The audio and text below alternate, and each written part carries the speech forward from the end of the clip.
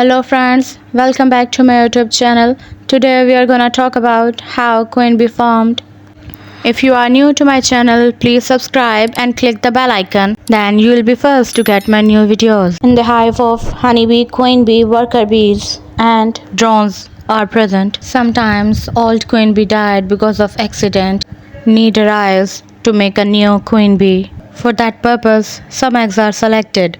Larva emerges from the eggs and that larva has to feed specific jelly called royal jelly. Quantity of royal jelly which is given to the larva tells that new bee which is formed would be either queen bee or drone or worker bee. The larva of queen bee has to be kept in special cups called queen cup. The size of queen cup is bigger than other bees' cup. Next step is cocoon formation. The larva of queen bee stay in its cocoon for 5 to 7 days. In that period, they gain all the important nutrients. Then time of emergence arrive. The wings of new queen bee are very sensitive and delicate.